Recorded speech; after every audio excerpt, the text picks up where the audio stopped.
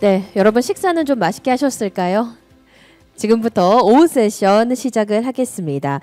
자, 첫 번째로 소개드릴 세션은 연구 발표 세션입니다. 두 개의 발표가 준비되어 있는데요. 먼저 첫 번째 발표는 공교육 과정의 미디어 리터러시 평가 도구 개발이라는 주제로 진행이 됩니다. 오늘 공주대학교 윤리교육과 신호재 교수님께서 준비를 해주셨는데 예정되는 출장 일정으로 인해서 현장에 직접 걸음해주지 못하셨지만 영상으로 강의를 보내주셨는데요. 여러분 박수와 함께 화면으로 만나보겠습니다. 박수 한번 주시죠.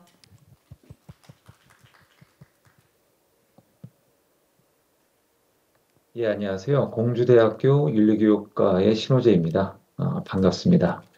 먼저 미디어 교육 전국대회 연사로 초청받게 되어서 정말 영광입니다.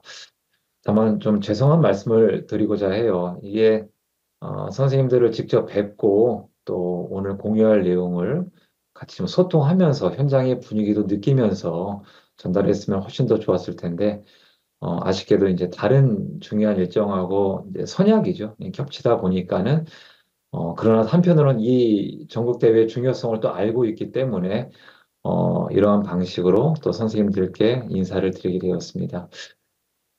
짧은 시간이지만, 한 15분 내외 짧은 시간이지만은 그래도 선생님들께 최대한 이 내용이 전달될 수 있도록 그렇게 좀 노력을 해보도록 하겠습니다. 바로 화면을 좀 공유를 하겠습니다. 자, 화면 보이시죠? 어, 과정 중심의 미디어 리터러시 수행평가 도구라는 타이틀입니다. 사실 이 연구는요, 그러니까 이 연구 결과물은 언론진흥재단의 이 연구 과제였어요. 올해 한 해 연구 과제였는데 공교육 과정의 미디어 리터러시 평가 도구 개발이라는 그야말로 쉽지 않은 그런 과제를 어떻게 하다 보니까는 참 감사하게도 담당하게 됐고 책임을 맡게 됐고요. 그리고 결과적으로 이와 같은 이 산출물을 또 가지고 오게 됐습니다. 추후에 선생님들이 그 재단의 홈페이지를 통해서 확인하실 수 있을 것 같은데요. 이 과제는 두 가지 이제 산출물로 구성이 돼요. 하나는 연구 보고서고요. 또 하나는 바로 요 이제 부록 성격인데 사실상 부록이라기보다는 실질적인 이 본 연구에 방점이 있는 결과물이라고 할 수 있습니다. 말씀드렸듯이 공교육 과정의 미디어 리터러시 평가 도구 개발이 연구 주제다 보니까는 이 평가 도구, 실질적으로 선생님들께 도움이 될 수 있는 평가 도구를 산출하는 게 저희 연구의 목적이죠. 그렇다면 연구 보고서에는 뭐가 있냐? 요 파일 말고 연구 보고서에는 이 수행평가 도구를 만들기까지 모든 과정이 다 담겨 있습니다. 어떻게 이 과목을 선정하게 됐고, 그리고 그 과목에 있어서 미디어 리터러시 이 성취 수준을 개발하게 됐고, 그렇죠? 또 이 성취 수준을 어떠한 식으로 이 수정하고 또 완성했고, 또 샘플은 우리가 틀은 어떻게 만들었고, 이런 것들이 상세하게 담겨져 있습니다. 그래서 만약 선생님들이 이 수행평가 도구, 추후에 이 보급될 수행평가 도구를 보시면서 좀 이해가 안 가시는 부분이 있거나 아니면 다소 생소한 부분이 있다면은 바로 그 연구 보고서를 보시면 아마 쉽게 이해하실 수 있게 저희가 또 써놨습니다. 저희 나름대로는 가독성 있게 써놨다고 하지만은 선생님들이 보시기엔 또 다소 어려울 수도 있을 것 같아요. 다만 중요한 전제 조건 항상 이제 그렇지만은 선생님 제가 뭐 사실 저는 이 대학에 오기 전에 한국교육과정평가원에서 한 6년 가까이 이제 연구원으로서 생활을 했습니다. 그러다 보니까는 그때도 그랬고 지금도 그랬고 늘 선생님들께 부탁드리는 것이 교육과정을 반드시 확인하셔라. 우리는 국가수준교육과정을 따르고 있잖아요. 그래서 교육과정 리터러시가 어느 정도 있어야지 아마 이게 읽힐 겁니다. 전제 조건이. 그리고 한 가지 더 말씀드리면은 그래도 다행스러운 거는 저희가 이 미디어 리터러시 수행평가 도구 최종 산출물을 냈을 때 그 전체적인 어떤 포맷, 틀 자체가 선생님들이 잘 아시겠지만 그 학생 평가 지원 포털이라고 있잖아요. 선생님들 인증서 가지고 로그인할 수 있는 이 교육부하고 그 한국교육과정평가원이 이제 같이 보급하는 그 안에 담겨 있는 수행평가 도구 틀과 거의 유사합니다. 거의 유사하기 때문에 아마 특별한 문제 없이 보시지 않을까라는 생각은 듭니다. 다만 보시면서 어려운 점이 있으시다 하면은 교육 과정과 함께 본 연구에 이 연구 보고서를 참고하시면 되겠습니다. 간단하게 이 활용 안내와 함께 그 다음에 실질적인 평가 도구가 어떻게 구성되어 있는지를 좀 말씀을 드리겠습니다. 일단은 이렇게 첫 페이지 이제 활용 안내가 들어가 있는데요. 요게 이제 최종 버전은 아니지만 최종 버전에 가깝습니다. 어, 내용상 수정은 이루어지지 않고요. 아마 이제 오탈자라든가 유문 정도를 가지고 이제 최종 버전이 나올 텐데, 그러나 현재로서는 거의 최종 버전에 가장 근접한 그런 형태라고 보시면 되겠습니다. 추후에 이제 또 완벽하게 뭐랄까요, 정제된 그런 산출물을 한 번 더 확인하시면 될 것 같습니다. 재단의 홈페이지를 통해서. 자, 일단 수행평가 도구 개발의 방향을 말씀드릴게요. 과정 중심 평가를 지향해서 미디어 리터러시 관련 교사학습 활동과 평가가 긴밀하게 연계될 수 있도록 개발하겠다. 2015 개정교육과정 이후로 꾸준히 강조가 되고 있습니다. 과정 중심 평가는 물론 과정을 중심으로 평가한다는 것과 과정 중심 평가 이게 그 표현과 이 용어가 명확히 일치하느냐 이건 또 다른 문제긴 하지만은 뭐 교육부라든가 이미 한국교육과정 평가원에서 과정 중심 평가라는 용어를 정책상으로 이제 밀어넣고 있어요. 어느 정도 공식적으로 보급하고 있기 때문에 이제는 선생님들이 신뢰하시고 사용하셔도 된다. 과정 중심 평가는 선생님들이 잘 아시겠지만 학생의 이 성장과 발달을 도모하는 평가잖아요. 그러니까 기존의 어떤 평가는 결과값을 산출하고 그 결과값을 가지고 학생들을 일렬로 세우는 그러한 평가였는데 이제는 평가가 학생들에게 이제 피드백할 수 있는 그것이 지필이든 수행이든 다 과정 중심 평가 패러다임 안에 있습니다. 잘 아시겠지만은 결국 학생들의 학습 과정을 중시함으로써 학생들에게 얼마나 또 유의미한 성장 그리고 유의미한 발달을 도모할 수 있는지 바로 그것을 이제 트래킹하는 일종의 접근이다라고 보시면 되겠습니다. 그래서 본 이 수행평가도요, 과정 중심 평가 패러다임 안에서 돌아가고 있다. 자, 그렇게 하다 보니까 학생의 그 학습 과정이 중요하다 보니까 당연히 교수 학습 활동과 평가가 긴밀하게 연결이 되겠죠. 그러니까 교육 목표, 그죠? 그리고 단위 학습의 목표가 나오고, 그 다음에 그에 따른 교수 학습 활동 계획이 세우고, 평가까지 나가는데 이것들이 다 수미일관하게 들어갑니다. 실제로, 평가 도구 샘플을 보시면요. 이게 정말 쉽지 않은 작업이었는데 저희가 평가 문항만 개발한 게 아니라 간략한 교수학습 과정안까지 개발했어요. 그러니까 교수학습 과정안이라고 하면 거의 이제 야간의 형태로 개발됐는데 즉 하나의 성취 기준 아래서 이제 얼마나 많은 차시로 분화가 되고 이제 복수의 차시로 분화가 되고 그 복수의 차시 안에서 실제 평가 항목들이 어떻게 또 분화가 될 수 있는지를 저희가 이렇게 그 병렬적으로 선생님들이 보실 수 있도록 구조화를 시켜놨습니다. 자, 사고와 판단을 자극하는 선원 수령 중심으로 구성하되 학습자 수준을 고려하여 수행평가의 다른 유형도 포함하여 개발하였다. 일단은 서논수령 중심으로 개발했다는 거. 이것은 국내외 이 미디어 리터러시라든가 이 디지털 리터러시 평가 도구와 관련된 선행 연구물들로부터 저희가 추출해낸 시사점이었습니다. 최근에 이 흐름은 결국 이 시나리오 안에서 결국 그거잖아요. 선생님들이 학생들로 하여금 얼마나 실생활에 적용할 수 있게 하는가. 그러니까 저희가 이제 2015 이후로 계속 역량의 개념을 갖고 오는데 바로 그 포인트입니다. 배운 바를 실생활에 적용할 수 있다. 즉 무슨 말이냐면은 그냥 단답형으로 체크하고 끝나는 것이 아니라 생각하고 사고하고 실제 삶의 맥락과 관련되는 문항들을 접함으로써 뭔가 학습의 전이가 일어나게 한다. 자, 그렇게 봤을 때 선원 수령 중심이 상당히 좋다. 다만, 학습자 수준. 저희가 이번에 어떻게 보면 참 파격적으로 그 초등 저학년까지 다 넣었거든요. 초등 저학년까지 넣다 보니까는 초등 저학년에서는 선원 수령이 들어갈 수가 없어요. 실제 국어과 성취 기준을 봤을 때, 주제에 따른 글쓰기, 이 성취 기준이 잡히지 않습니다. 그래서 저학년은 다 구술이라든가 발표 형식으로 묶었습니다. 왜 무리하게 저학년을 넣었냐? 사실 무리한 건 아닙니다. 미디어 리터러시 교육은 저학년 때부터 시작되는 게 타당해요. 그래서 저희가 평가가 어려움에도 불구하고 한번 이번 기회에 해보자 해서 이제 저학년까지 끌고 들어갔습니다. 그래서 이 연구를 바탕으로 아마 향후 다른 연구들이 조금 더 세련되게 저학년용으로 그런 미디어 리터러시 평가 도구를 또 개발할 수 있지 않을까. 뭔가 좀 거름이 되는 우리가 이정표를 한번 세워보자. 뭐 이런 또 그런 분위기도 좀 있었습니다. 자, 단위 수업에서 타당하게 활용할 수 있도록 2022 개정교육과정의 미디어 리터러시 관련 강론 성취 기준, 그러니까 교과 성취 기준을 근거로 개발하겠다. 연구 자체가 공교육 과정의 미디어 리터러시 평가 도구 개발이다 보니까 결국 중요한 게 뭘까요? 성취 기준입니다. 우리는 결국 성취 기준을 따라야 합니다. 그래서 성취 기준을 근거로 해서 개발했다. 성취 기준의 내용 요소와 도달점 행동을 잡고 들어가야지 평가 문학의 타당성이 확보가 돼요. 성취 기준과 연결되지 않는다. 이거는 사실 의미가 없습니다. 그렇게 되면 선생님들이 학생들에게 피드백할 수 있는 근거도 마련되지 않고요. 상당히 중요하죠. 자, 교육과정 내용 체계 구성을 반영해서 지식의 과정 기능, 가치, 태도, 범주의 특성이 고루 반영될 수 있도록 개발했다. 역량의 세 가지 범주죠. 한 영역에서 해당 그 총론의 핵심 역량이 지식의 과정 기능, 가치, 태도, 범주로 이제 분화가 되는데 그 내용들이 모두 반영될 수 있도록 저희가 또 개발했습니다.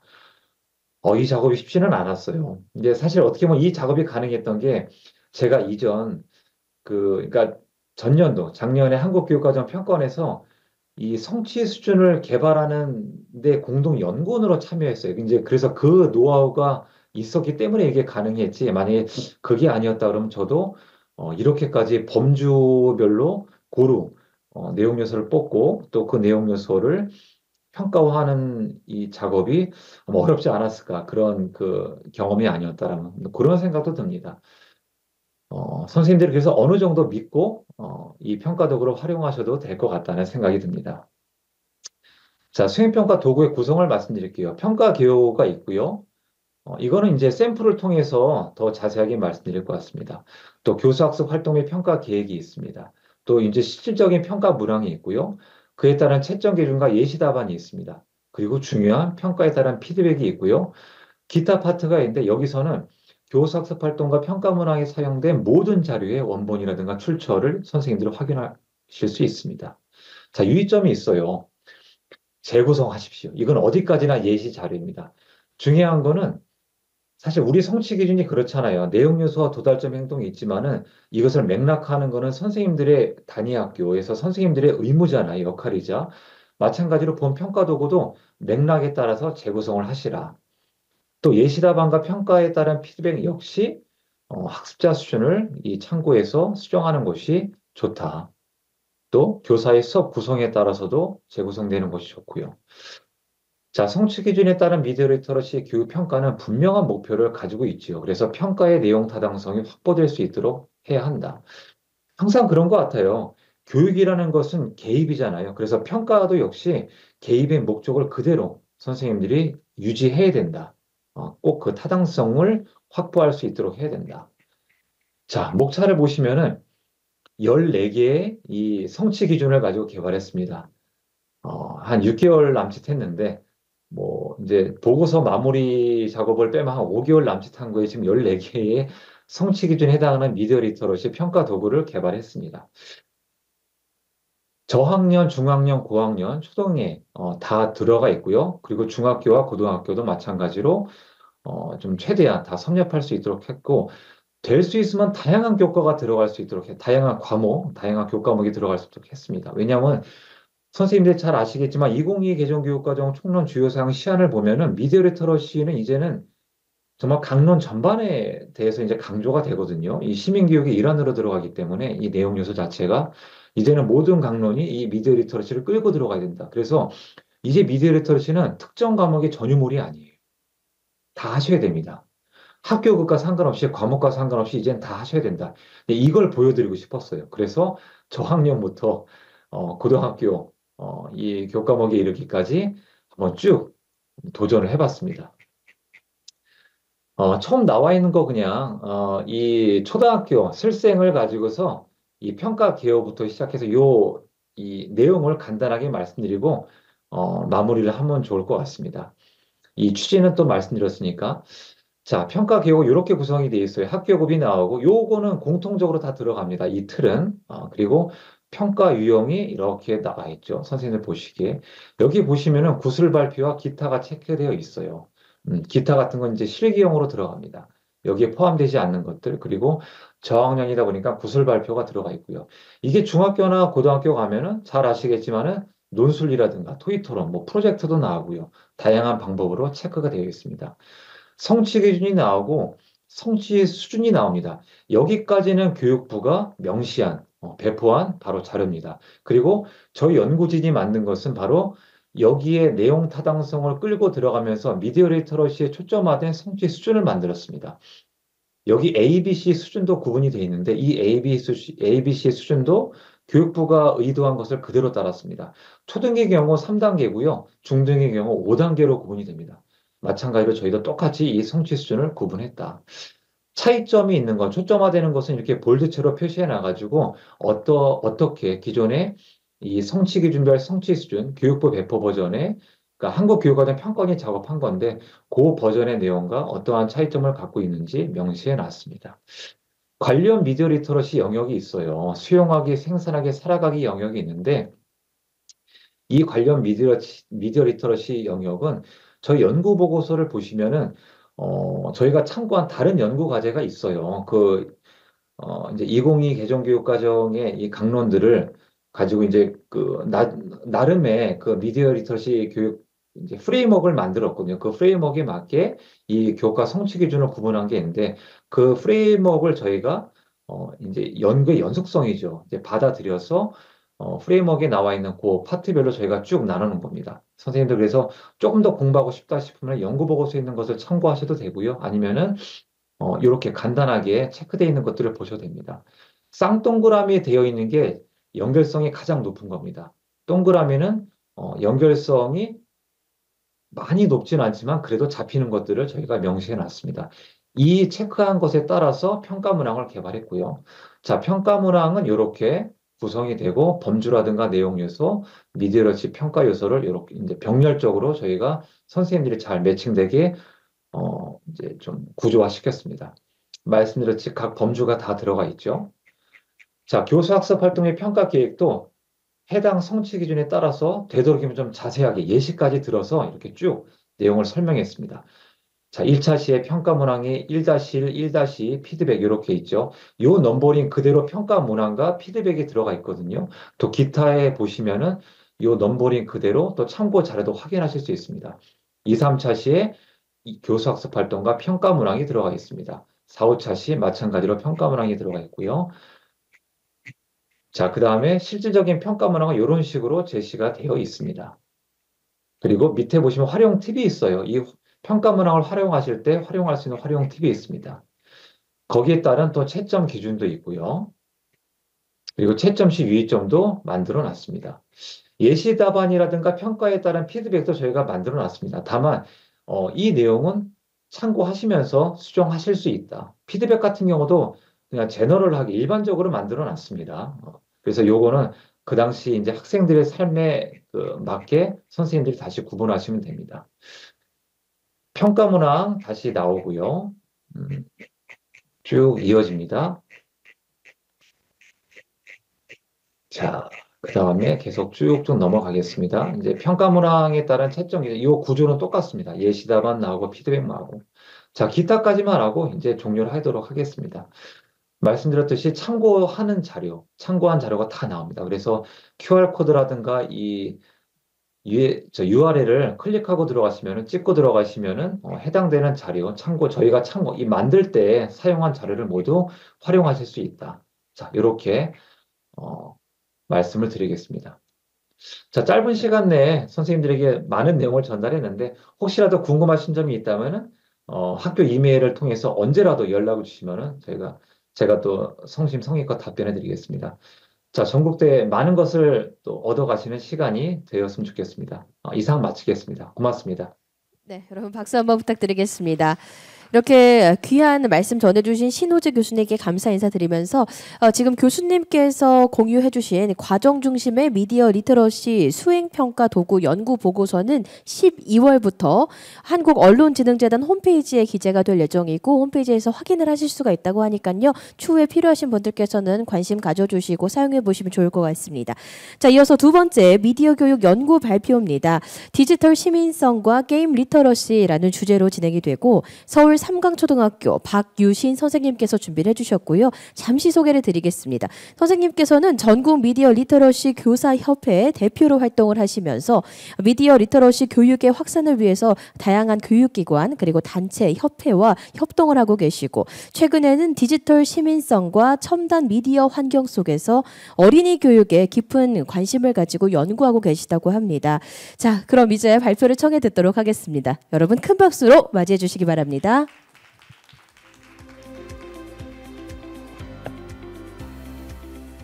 안녕하세요. 네, 발표를 맡은 박유신입니다. 오늘 제가 할 얘기는 사실 저 혼자 연구한 내용은 아닙니다. 제목이 게임 리터러시와 디지털 시민성 이렇게 돼 있는데요. 부제가 로블록스에서 어린이는 어떻게 생활하는가 이렇게 돼 있죠.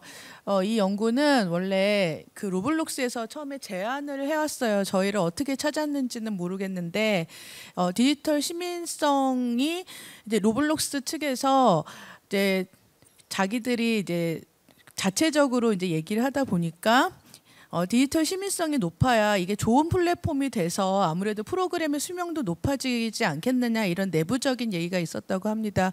그래서 이제 한국에서 또 어떻게 저희를 찾아내서 의뢰를 받았습니다. 그래서 이제 전국 미디어 리터러시 교사협회, 그러니까 카톰이라고 하는데요. 여기도 많이 아마 앉아 계실 것 같은데요. 이제 미디어 리터러시를 연구하는 선생님들과 함께 그렇다면 우리가 사실 로블록스를 아이들이 많이 하고 있는 것은 알고 있는데 사실 걔네들이 그 안에서 뭘 하고 있는지는 잘 몰라서요. 한번 좀 알아보면 어떨까 이런 마음을 가지고 또 아까 또 같이 미디어 교육에 대해서 좋은 말씀해 주신 김하희 박사님과 나머지 선생님들과 함께 한번 이야기를 해보았습니다.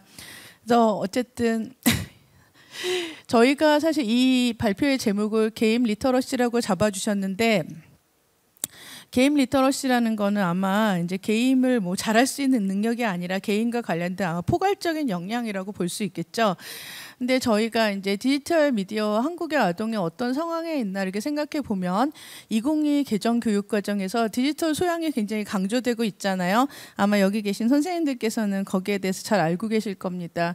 그런데 이제 최근에 이제 사실 오늘 언론진흥재단 미디어 교육 대회 주제도 사실 AI잖아요. 그런데 얼마 전까지 되게 메타버스가 붐이었잖아요. 기억나세요? 먼 추억으로 사라져 버리긴 했는데요. 근데 사실 이제 붐은 우리 어른들의 관심은 메타버스에서 AI로 옮겨오긴 했는데 이게 사실 놀라운 것 중에 하나가 아이들을 메타버스에 남겨놓고 온 거예요. 저희가. 그래서 이제 저희 어른들의 관심은 다 옮아갔는데 아이들은 아직도 메타버스에서 살고 있었던 거죠. 특히 초등학생의 경우 다른 세대에 비해서 굉장히 이용률이 높다는 거죠. 그런데 이제 문제는 저희가 디지털과 게임에 대해서는 우리 전 세대가 같이 되게 보호주의적인 접근을 해요. 사실 이제 어떤 분들은 보호자나 선생님들은 디지털 자체도 굉장히 이제 반대하시는 분들도 있지만 꽤 허용적인 태도를 가지신 분들도 게임이라면 좀 알러지를 가지시죠. 그래서 한국에서 얼마 전까지 실행됐었던 게임 셧다운제 같은 경우도 아이들을 얼마나 사용하게 할 것인가 그런 게 관심이 있었잖아요.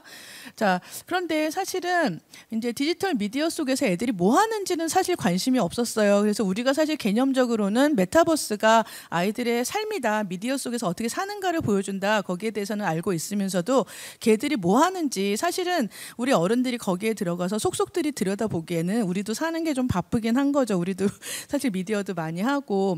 그런데 이제 그러다가 나중에 아이들이 어떻게 살고 있는지 알게 되는 시점이 있는데 그 시점이 바로 디지털 성범죄 보도예요. 그래서 가끔가다 뭐 딥페이크 뭐라든가 뭐 디지털 성범죄가 일어났다 이러면 저희가 뉴스 기사를 통해서 사회면에서 아이들이 이런 무서운 데 살고 있다고 그러면서 다 질색하면서 이제 지금까지도 하면 안 됐었지만 앞으로는 더 하지 말아라 이렇게 완전히 차단을 해버리거든요. 그렇다 보니까 저희가 이런 보호주의적인 접근이 아동의 디지털 미디어 이용을 통제하고 사실은 교육할 기회조차 차단하는 결과가 되지 않았나. 사실 이런 아동의 디지털 미디어 경험에 대한 이런 접근들은 여기 계신 여러 교수님들과 선생님들이 얼마 전부터 굉장히 관심을 많이 기울이기 시작한 과제입니다.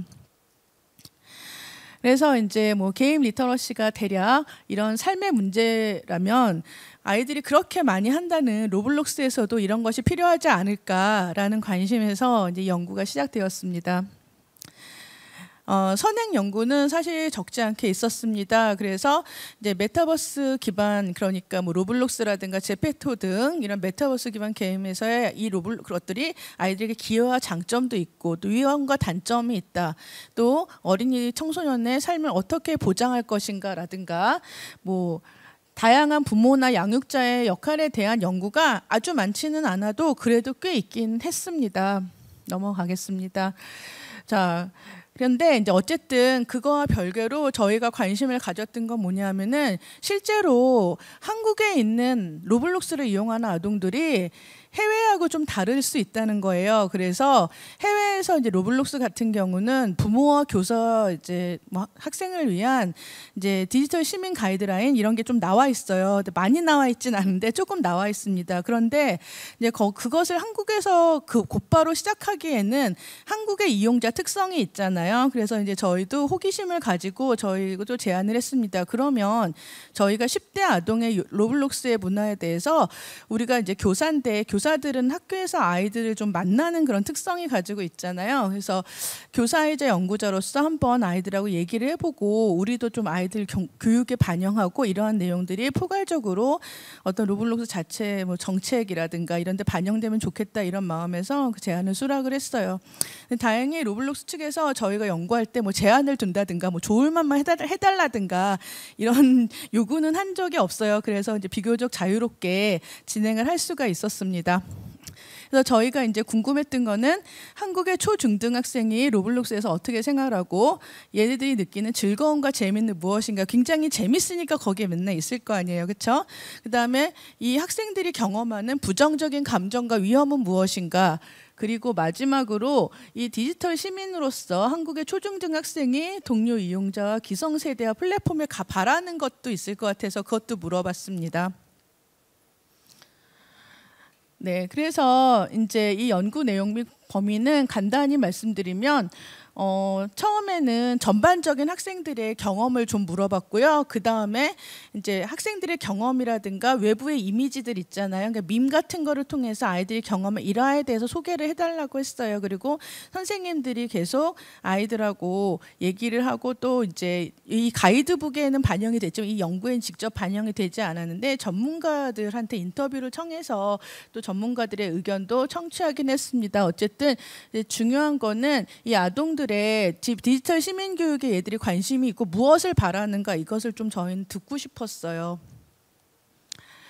그래서 이제 이런 식으로 전체적으로 3단계로 나눠서 진행이 됐어요. 처음에는 로블록스에서 아이들이 뭘 하는지 전반적으로 이제 마인드맵을 통해서 경험을 탐색하고 그 다음에 이제 저희는 스토리텔링에 대한 관심을 좀 가졌는데요. 처음에 전반적인 이렇게 지형도를 봤으면 그 다음에는 이제 만화나 어떤 이야기를 통해서 일화를 좀 들려달라고 했어요. 그래서 이런 일이 있었어요, 저런 일이 있었어요. 그래서 약간 더 심층적으로 듣고자 했고 이제 이 중간에 미디어 교육을 좀 하도록 이제 같이 얘기를 했어요. 왜냐하면은 이제 디지털 시민 이제 어떻게 이용하는 것이 옳은가 여기에 대한 이제 좀 관심을 가지고 아이들이 접근하는 게 좋을 것 같아서 아무래도 저희가 그냥 연구자가 아니라 교사잖아요. 그래서 교사라는 특성이 좀 있었기 때문에 교육의 목적도 있었거든요. 그래서 마지막으로 학생들한테 너희들이 바람과 요구는 무엇이니 그것을 얘기를 했습니다.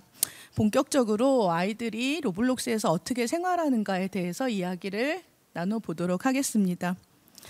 아이들이 이건 저희 반에서 진행을 한 거였어요. 그런데 제가 이 로블록스에 대해서 아이들이랑 얘기를 했을 때 아마 선생님들도 다들 느끼셨다고 하는데요. 제가 사실 미디어 교육을 본격적으로 시작하게 된 계기, 그러니까 그 전에는 약간 더 컨텐츠 중심이었다면 학생들의 삶에 관심을 가지게 된 이유가 2018년 즈음에 제가 입에서 유튜브 얘기만 나와도 애들이 막 끌어오르는 거예요. 그러니까 선생님이 유튜브를 하지 말라고 해도 그 유튜브라는 단어가 나왔다는 것에 아이들이 막 반응하는 시기가 있었거든요. 근데 제 경험으로는 지금 로블록스가 그렇습니다. 초등학교 1학년부터 6학년까지 선생님이 로블록스라는 말을 했다는 것만으로 아이들이 너무 뜨겁게 반응하고 그 얘기를 나누고 싶어해요. 실제로 한국 초등학생의 아마 교실에서는 체감상 거의 80%는 이용하고 있는 것 같아요. 그래서 한번 로블록스에 대해서 이렇게 여러분의 생각을 마인드맵으로 그려봐라 그랬더니 굉장히 오밀조밀 많이 썼어요. 그런데 이 마인드맵이 물론 저희가 어른들이 하는 것처럼 어떤 위계화가 잘 된 것은 아니지만 얘네들의 머릿속을 저희가 들여다볼 수가 있잖아요. 일단 뭐 맵이라는 것이 있고 돈, 로벅스가 있고 그다음에 캐릭터, 이것을 꾸밀 것이다. 그리고 사기, 굉장히 중요한 키워드로 사기가 나와 있었어요. 사기가 여러 번 나와요. 보시면 아시겠지만. 그래서 이 아이들의 인생에서 이 로벅스가 너무나 재밌지만 사기라는 그런 범죄가 일상적으로 이렇게 되게 표면화돼서 나와 있는 것을 알 수가 있었어요. 그런데 이것이 딴 애들도 마찬가지였던 거예요. 얘네들이 로블록스를 할 때 장점과 단점을 모두 알고 있고 굉장히 재미있는 것들이 막 썼는데 저쪽에 가면은 위험성을 굉장히 강조를 해놨잖아요. 그러니까 이 친구들도 위험하다는 걸 아는데 그 안에는 뭐 해킹, 따돌림 뭐 이런 것들이 많아요. 자, 딴 애들도 거의 비슷하게 나쁜 점들을 되게 많이 써놨어요. 근데 저는 일단 이 마인드맵을 읽을 때 그 내용을 보는 것도 중요하지만 이 마인드맵이 즐거워 보이지 않으시나요? 굉장히 즐겁게 참여를 했다는 게 좀 중요한 것 같아요. 그래서 아이들이 이 로블록스에 대해서 이야기한다는 것만으로 너무 즐거워서 한마디라도 더 하고 싶은 막 그런 것들이 있었어요. 그래서 덕분에 많이 들을 수가 있었습니다. 그래서 저희가 키워드를 한번 모아봤어요. 모아봤는데 관련 내용들은 대충 이렇게 볼 수가 있었어요. 제가 이거 하나하나 다 읽어드리고 싶지만 저에게 주어진 시간이 많지가 않아서 나중에 저희가 협회에서 별도로 이 연구를 좀 발표하는 모임을 따로 온오프로 가지려고 합니다. 좀 더 그때 안내 드리고 싶고요. 여기서 보시면 로벅스, 사기, 맵, 친구, 스킨, 유튜브, 현질, 뭐 잼미니, 감정, 시간, 굉장히 이제 다양한 이제 키워드들이 나타나는데요. 이것들은 굉장히 긍정적이기도 하고 부정적이기도 하고 이제 여러 가지 성격을 가지고 있는데 저희가 이렇게 이걸 이렇게 쭉 보면은 느끼는 점이 뭐냐면은 어른들이 모르는 게 너무 많다라는 생각 안 하셨나요? 예, 그러니까 이게 좋고 나쁘고를 떠나서 저희가 모른다는 게 저희는 가장 쇼킹했거든요. 그래서 저희가 같이 얘기한 내용을 가지고 나눌 때 선생님들이 가장 많이 얘기했던 내용이 우리가 몰랐던 게 너무 많다. 근데 애들은 다 안다. 예를 들어서 저 같은 경우 사기였거든요. 애들이 사기가 굉장히 중요한 키워드고 계속 모두가 다 사기당한 얘기를 해요. 근데 저희는 아이들이 그렇게 온라인에서 사기를 당하고 다니는지도 몰랐거든요. 그 중에 상당히 많은 애들은 또 자기도 사기를 치고 다니는 거예요. 그리고 여기 나왔는지 모르겠는데 로벅스에 보면 구걸이 굉장히 중요한 키워드예요. 구걸, 아이들이 우리 사랑하는 우리의 자녀들 그리고 제자들이 로블록스에서 로벅스를 얻기 위해 구걸을 하고 있구나. 그래서 마음이 좀 찢어지는데 얘네들 나름대로 이게 중요한 경제활동이었던 거예요. 그래서 이제 여러 가지로 저희가 이 키워드를 읽어보고 정리를 하면서 좀 약간 반성도 많이 했습니다. 이제 짧은 시간 동안 저희 가진 내용을 정리를 해보면 첫 번째로 저희가 이제 로블록스는 아이들한테 되게 중요한 인간관계와 소통의 장이었구나라는 것을 알 수 있었습니다. 그래서 한국의 어린이들은 친구들과 놀이 문화를 유지하기 위해서 로블록스를 이용한다. 그러니까 얘들이 일종의 그러니까 놀이터였던 거예요. 그러니까 아이들이 다 학원 스케줄이 다르고 요새는 이제 아이들 혼자서 나가서 놀지 못하게 하잖아요. 그러니까 우리 로블록스에서 10시에 만나 이런 식으로 온라인 놀이터가 되어 있었더라고요. 근데 심지어 저희 반에서는 작년에 그 만나기로 한 시간 때문에 반에서 싸워서 학교 폭력이 일어날 뻔한 적도 있었어요. 두 번째로 이렇게 된 게 사실은 저희가 기억할 게 로블록스가 아이들한테 되게 중요한 놀이마당이 된 게 코로나19 때잖아요. 그 당시 아이들 만날 수 없으니까 로블록스에서 만나서 놀았단 말이에요. 그런데 이것들이 다른 나라도 있지만 한국의 경우도 유난히 이렇게 된 게 한국의 아이들의 여가 시간하고도 좀 관련이 있는 것 같아요. 얘들이 사실 잘 놀 시간이 없잖아요.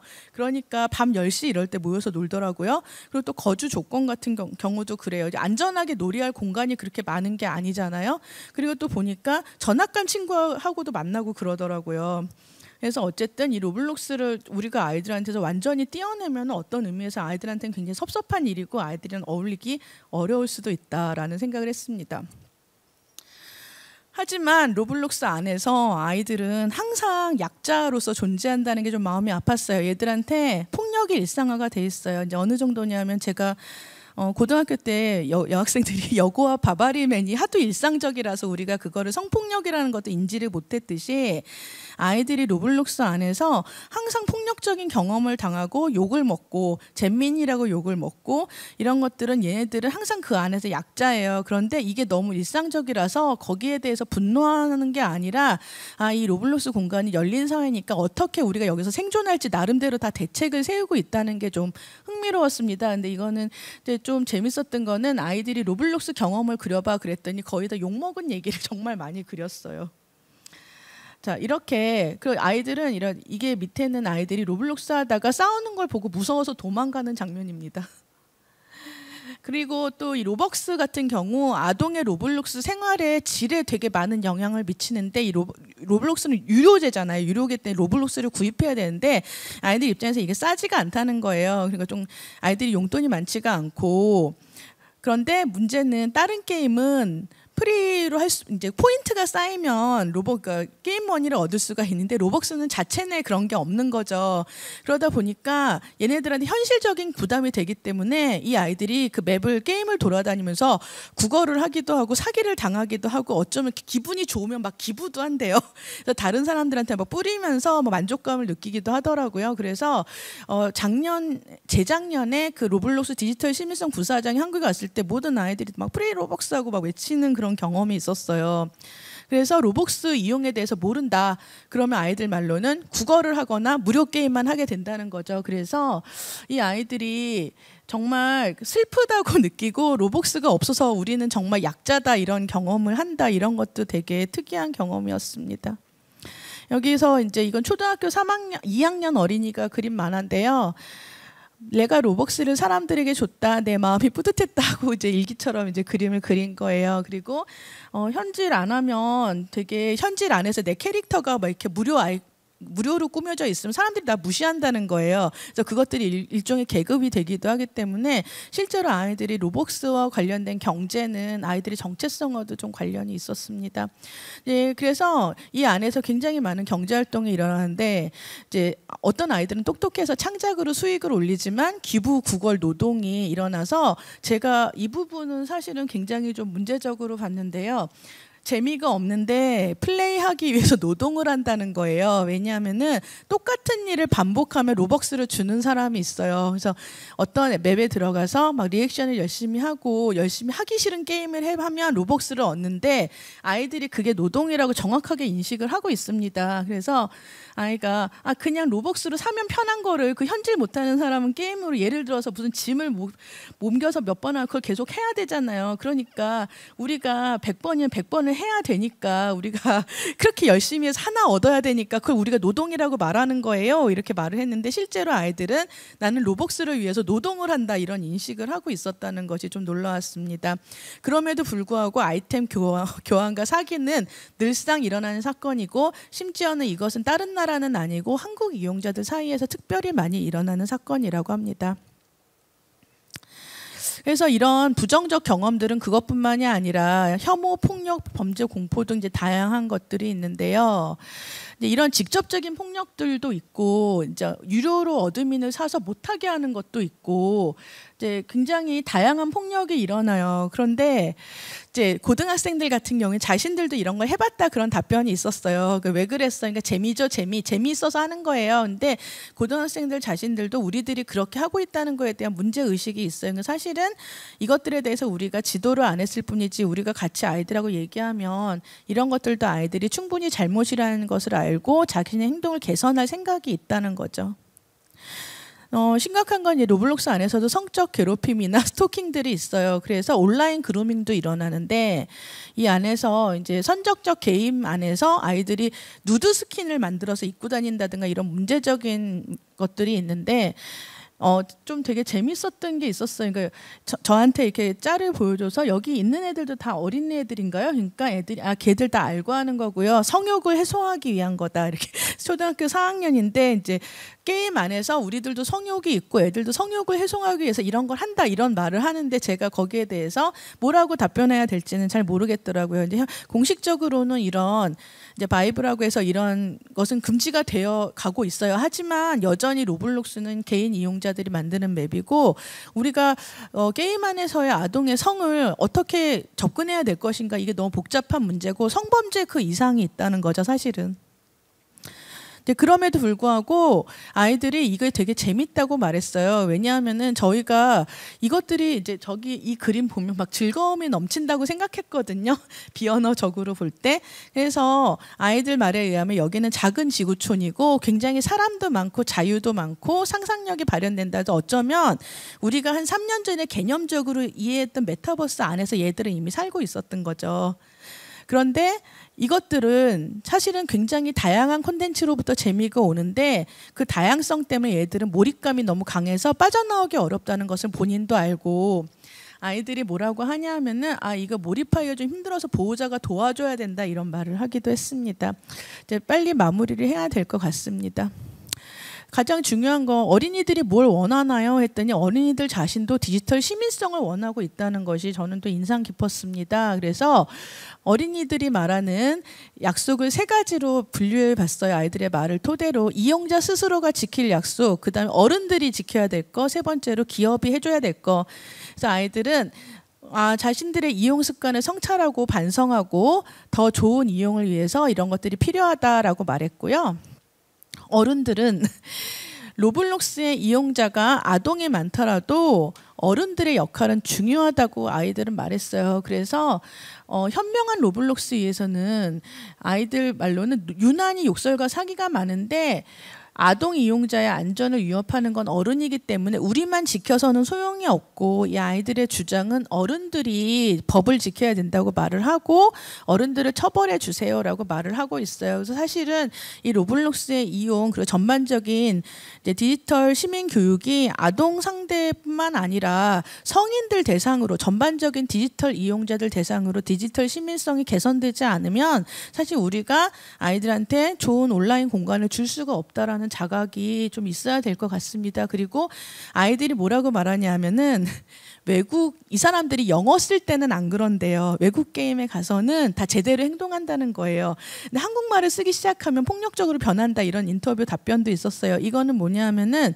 이용자들 자신도 한국어 미디어 환경이 디지털 시민의식이 높지 않다라는 걸 인지하고 그래도 된다라는 의식이 있기 때문에 이것들을 아이들이 인지하고 있다는 얘기는 어른들도 다 알고 있다는 얘기잖아요. 그러니까 사실은 아이들은 너무 제한만 하지 말아달고 이렇게 스스로 이제 노력해달라고 하는데 전 이 말이 좀 인상적이더라고요. 보호자들이 아동의 게임 이용을 이해해달라.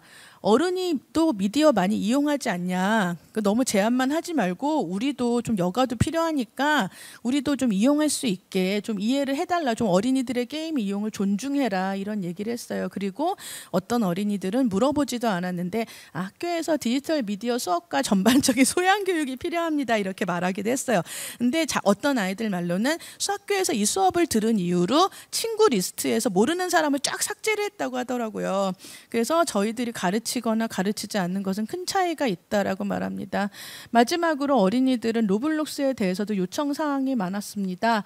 그래서 로벅스와 아동 이용자와 무과금 이용자들에 대해서 존중을 해달라. 그래서 이것들은 로벅스를 그렇게 돈으로만 사게 되면 아동한테 비싼데 이 로벅스가 무조건 이렇게 공짜기 때문에 이제 그러니까 이건 사기의 원인이 된다. 그래서 우리를 좀 존중해 달라 이런 얘기가 있었고요. 신고를 해도 먹히지 않는다. 신고를 좀 이렇게 잘 받아달라. 그래서 이거는 지금 개선이 되고 있다고 해요.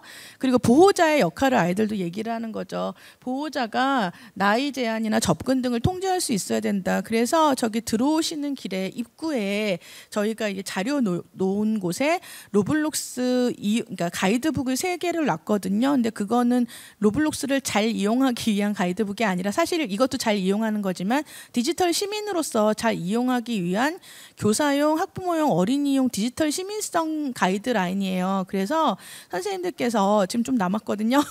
한 부만 가져가지 마시고 여러 부 가져가셔서 수업에 사용하거나 주변에 나눠주셔도 좋을 것 같고요. 어쨌든 간에 저희가 이 가이드라인이 완벽하다고 생각하지는 않지만 뭐 어느 업체의 뭐 시도라든가 어느 단체의 업적이라고 생각하지 않습니다. 우리 아이들이 모두 다 로블록스를 사용하고 있기 때문에 여기에 계신 모든 선생님들과 다 같이 집단 지성으로 머리를 모아서 어떻게 우리 아이들이 그렇게 많이 사용하는 로블록스에서 애들이 뭐 하는지 그리고 우리가 어떻게 얘들을 더 좋은 세상에서 살고 있을지 살게 할 수 있을지 함께 노력해야 된다고 생각이 돼요. 그래서 어떻게 해야 될까? 이것들은 저희가 다 같이 향후 노력해야 될 것 같습니다. 마지막으로 제가 이제 어떤 학생의 말이 되게 인상 깊어서 여기다가 적어놨어요. 이제 아이가 행복하게 로블록스를 이용해서 좋은 하루가 되게 하자라고 말을 했어요. 저는 이 말이 되게 좋았던 게 로블록스 다시는 하지 않을게요. 이건 아니었거든요. 그러니까 저희가 어쨌든 이 게임이라는 게 오늘날 변화하고 있고 이 온라인 공간이라는 게 또 다른 어린이들의 삶의 장이라는 것을 이제는 인정해야 될 것 같고 디지털 시민성이라는 게 아이들이 뭐 해라, 뭐 저작권 지켜라, 뭐 해라 이렇게 통제적인 것이 아니라 어른들이 먼저 솔선수범하고 온라인에서도 오프라인에서처럼 좋은 사람이 되고 좋은 공동체가 되자 이렇게 합의를 하고 사실 성인이 먼저 기업이 먼저 해야 된다. 이것이 아마 이 연구가 주었던 시사점이 아니었을까 싶습니다. 그럼 이만 마치겠습니다. 감사합니다. 네, 박유신 선생님 말씀 잘 들었습니다. 로블록스를 사용하면서 실제 교육 현장에서 얻으신 인사이트 공유해 주셨는데요. 발표 잘 들었습니다. 자, 이렇게 연구 발표 세션은 여기서 마무리가 됩니다. 식사하시고 또 경청하시느라 조금 힘드시죠? 저희 로비에 커피와 다과가 준비되어 있습니다. 커피와 다과 즐겨주시고 다만 이곳으로 반입이 안 됩니다. 즐겨주시고 저희는 다음 세션 약 15분 정도 있다가 3시부터 시작할 예정이니까요. 입장 늦지 않도록 해주시면 고맙겠습니다. 저희 잠시 후 뵙겠습니다.